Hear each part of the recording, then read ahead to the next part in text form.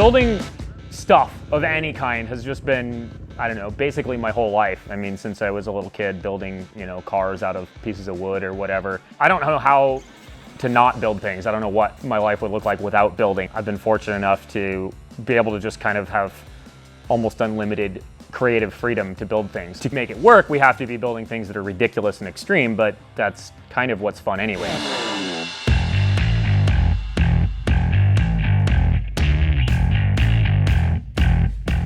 Welcome to the shop. This is where we film all of our videos, build all of our stuff. We've only been in this shop for maybe 6 months or so.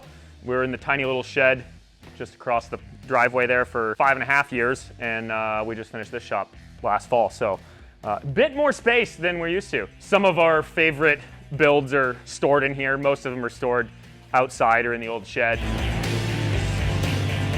This one's the Barbie camper, 750 V-twin ATV engine in it, and like 12 to 14 inches of suspension travel. So, and then of course we have our elevator to get up to the loft for storage and a future editing room. This is kind of my corner of the shop. I've always liked building things that, you know, haven't been built before, or doing things differently than other, you know, I just like the process of figuring things out instead of just, you know, building something with a formula or a plan or whatever. We've got our fab table here, which is rarely actually a fab table. Again, it's just a flat place to set stuff, but it's nice to have when you do need to fab. All the heavy fabrication stuff is mainly in this area. We've got the lathe, the mill, TIG welder, and our CNC plasma cutter, belt grinder. On a daily basis, this is where most of the tools that I'm going to be using are. Probably somewhere from the 40s or 50s. I've broken many pieces of it and fixed them and then broken them again. I taught Will how to use the lathe, and now it's mostly broken again. The mill is also fairly old. I think it's the 70s or something, so not ancient, but the googly eye really gives it some personality.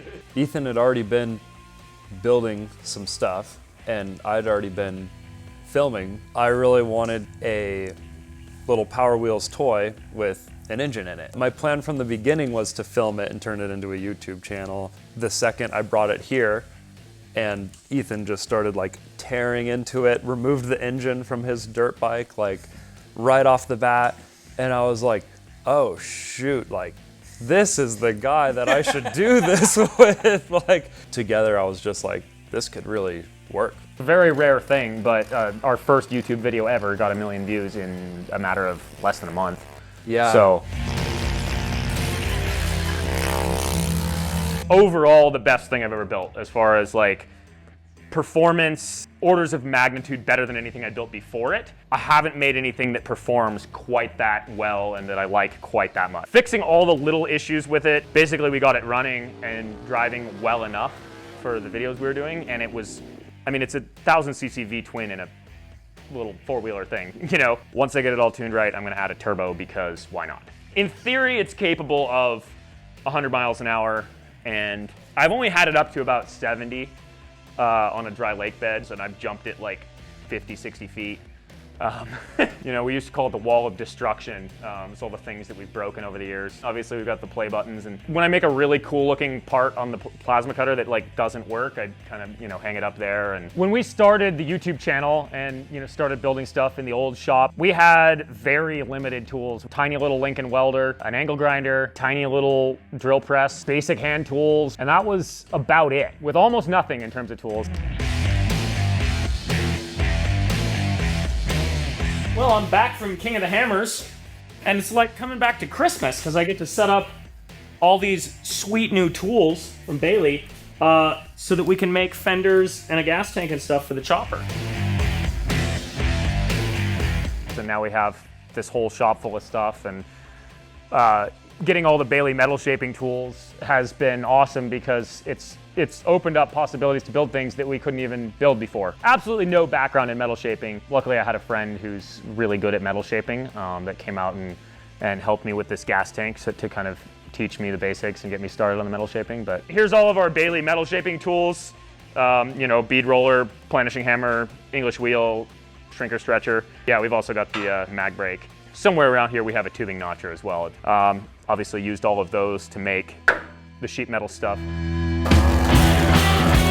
This, of course, is the most extreme thing I've ever built, by far. Functionally finished right now, but still has to be torn down, painted, reassemble it. At the heart, we've got a KTM 1190 V-twin out of a venture bike, good for about 150, 160 horsepower, which is more than enough to move these giant tires with a bit of gear reduction. 46-inch Mickey Thompson mud tires that were on another project that we started, and then it didn't end up being finished. And actually this engine was in it as a temporary thing too. So one day I was just looking at the machine out there in the yard, and I was like, you know what? That's a motorcycle engine, and those are really big tires. I should build a motorcycle with really big tires. So I did. This was my main focus for about 7 months. I had no real idea if it was gonna be plausible to ride. I knew I could make it ride like, you know, in a straight line for a certain amount of time, but it turns out it's actually fairly easy to drive for what it is. I used the Baileigh bead roller to do like the hem on this fender, so I got the rough shape of it, and then I,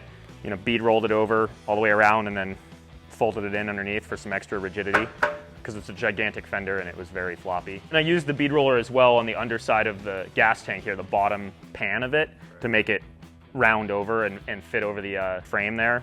And then, of course, the planishing hammer and English wheel I used a lot in building the fender and gas tank and all of that. And the shrinker stretcher as well back here, you know, shrinking the edges of the fender and all the different panels that are in this to make them fold around. The mag brake, I use it for stuff like the battery tray here. It's kind of hard to see because it's up under there. But I use it for stuff like that, you know, bending up little brackets and tabs and such. Baileigh, with their social media and with their tools, has really brought metal shaping to the public eye and made it something that people feel like they can approach it, because there's videos of people metal shaping. Something that's been not very well known as an art and skill is, you know, being made more accessible in public.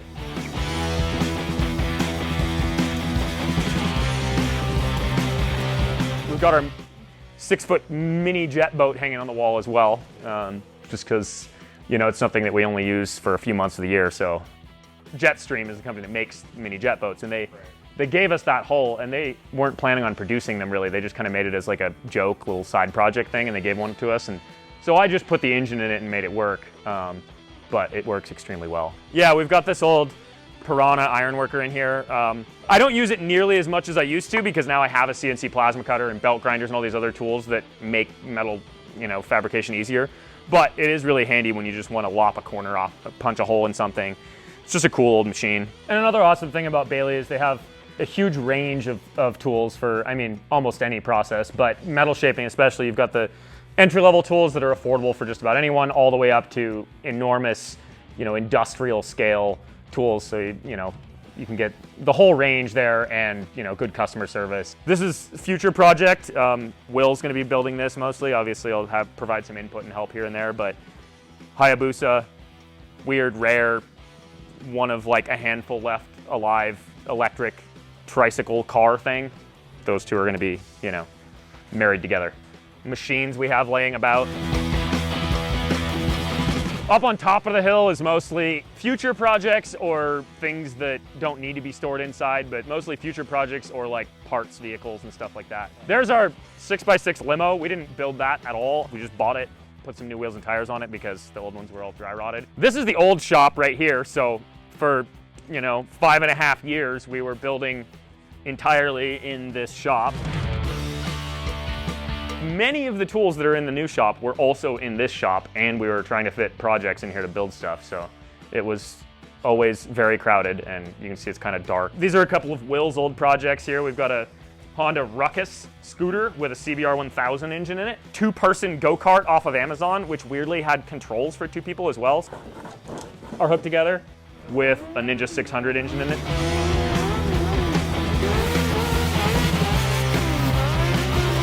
In the shed here, we just have more builds stored here. The very first off-road Power Wheels build we did, the Barbie Jeep there, it's been through quite a few engines in its life, and that one is dead now. But hidden back in there is another really cool project that needs to see the light of day again. I started with a Mazda rotary engine and transmission, and then I built a trike around it. The rear diff and suspension is actually out of an Audi. I forget what, Audi A6, I think. It's just kind of a bunch of stuff I either had laying around or cobbled together, and then I built a crazy trellis frame tube chassis. And this is our 6x6 Mitsubishi mini cab. It's a key truck, Japanese little mini truck that we grafted onto the chassis and drivetrain of a Polaris Ranger 6x6 side-by-side, shortened the chassis of the Ranger 18 inches, I think, and then grafted it all together.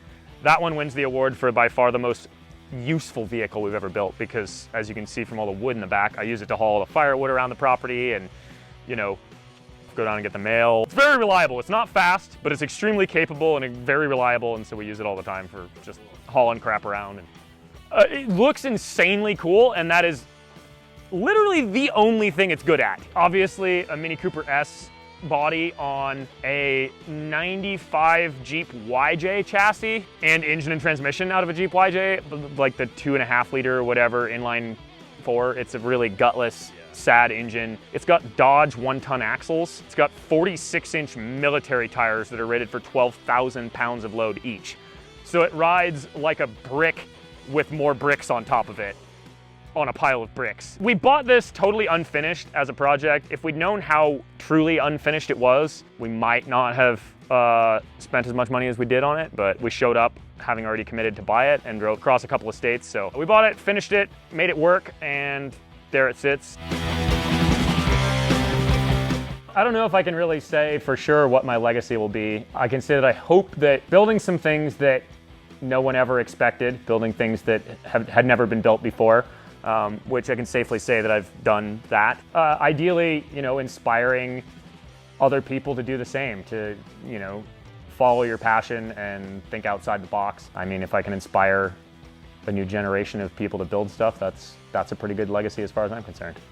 Building things has always been one of the main facets of my life, and, you know, it still is, and I'm pretty sure always will be.